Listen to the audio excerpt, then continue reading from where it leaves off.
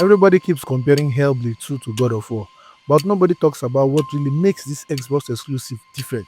It doesn't want you to feel powerful, it wants you to feel pain. Hey, I'm Jason and welcome to Game Spider, where we shine a light on Xbox stories that hit deeper. Every deep dive here unpacks games that deserve way more love, and today's is no different. Hellblade 2 doesn't welcome you, it drags you from the moment Senua opens her eyes. You don't feel like a hero, you feel like a witness. And it's not a cinematic spectacle trying to impress you. It's a ritual of grief, trauma, and survival. This isn't just a story, it's a psychological descent. You don't get tutorials, you don't get music to hype you up.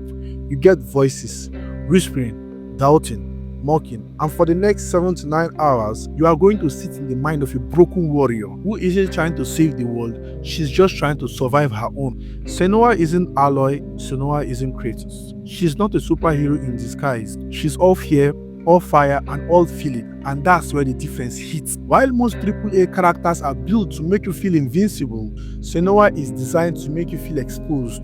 When the camera pulls in tight, shoulders close, breath heavy, it's not a cinematic drama, it's to trap you.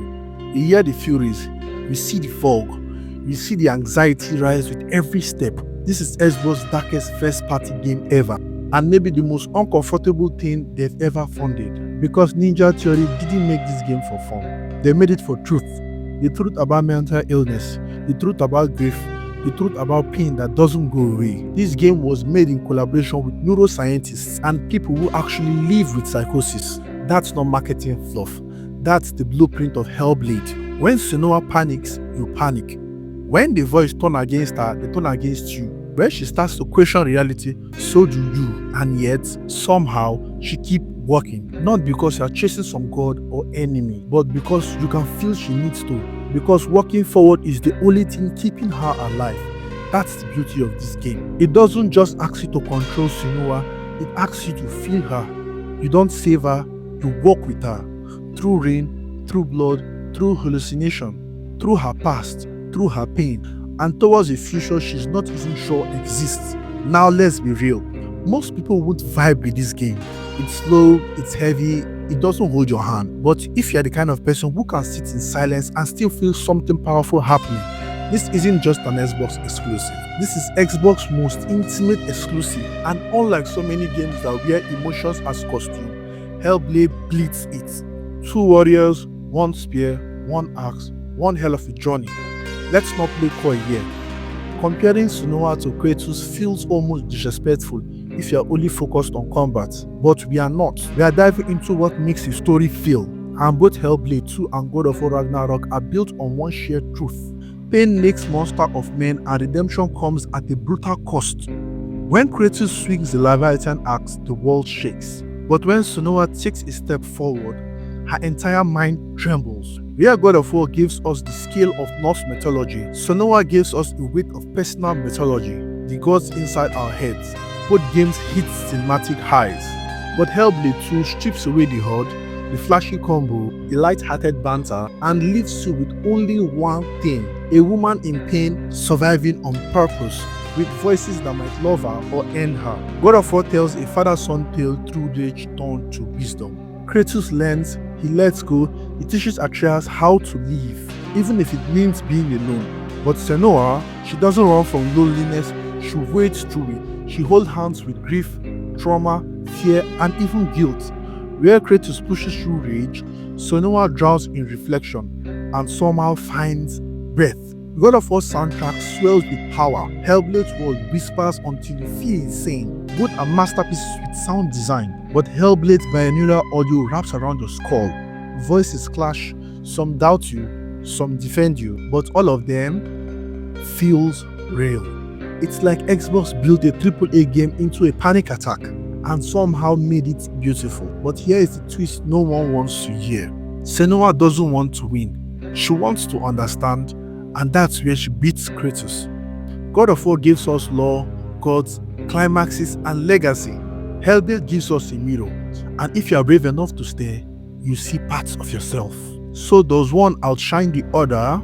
That's a wrong question. The better one is, what pain are you ready to face? because Senua forces you to feel it, and God of War teaches you to survive it, but only one of them asks you to forgive yourself.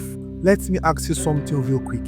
Why do we always associate power with dominance in gaming? Why do we always assume the loudest, biggest, and most expensive game always wins? But if that were true, Hellblade 2 wouldn't even exist.